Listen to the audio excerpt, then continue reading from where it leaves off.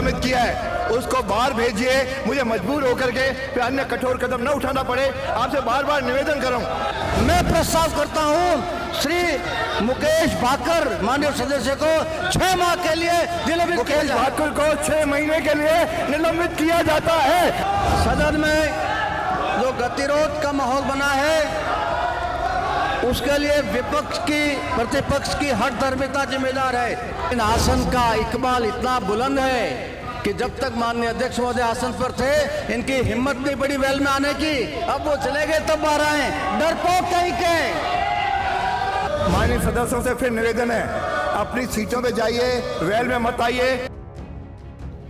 राजस्थान विधानसभा से निलंबित किए गए लाड़नू से कांग्रेस विधायक मुकेश भाकर पर मंगलवार को एक और तगड़ा एक्शन लिया गया है। स्पीकर वासुदेव देवनानी ने इस बार भाकर को 6 महीने के लिए निलंबित कर दिया है। इसके बाद सदन की कार्यवाही को अनिश्चित काल के लिए स्थगित कर दिया गया।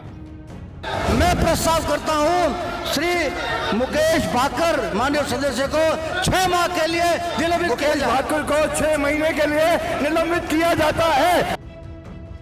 दरअसल स्पीकर के साथ अशोभनीय व्यवहार करने के आरोप में भाकर को सोमवार को सत्र की शेष कार्यवाही से निलंबित कर दिया था।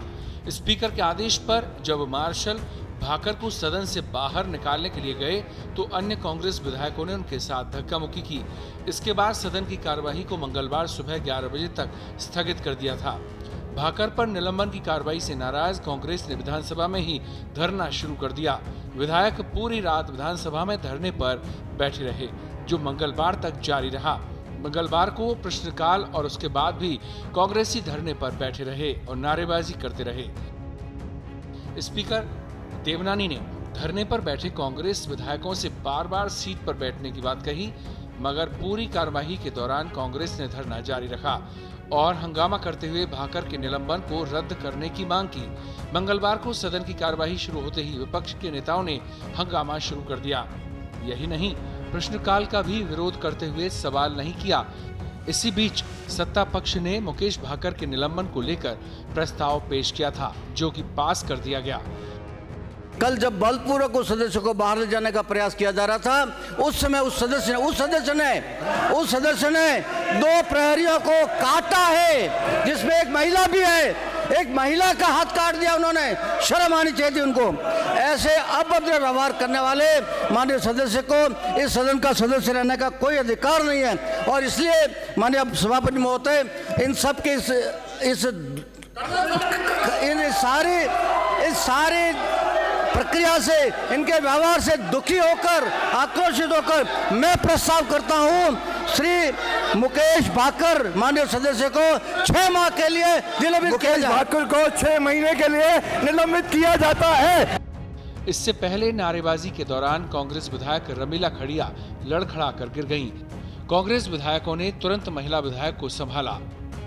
बताया जा रहा है कि ब्लड प्रेशर कम हो जाने से उनकी तबीयत बिगड़ी। इसके बाद विधानसभा के चिकित्सकों ने खड़िया की सदन में आकर जांच की।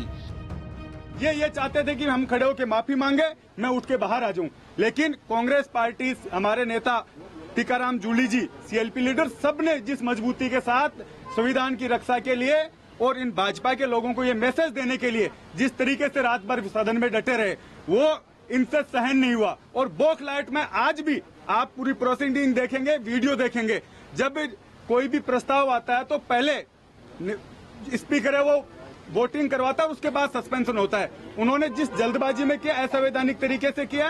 पूरी पार्टी जिस तरीके से एकजुट है, आगे के आंदोलन के लिए हम रणनीति बनाएंगे। पूरे सीनियर नेताओं के साथ बैठकर किस तरीके से असंवैधानिक निर्णय लिया है, इसके खिलाफ क्या कर सकते हैं, उस पर हम लोग रणनीति बनाएंगे।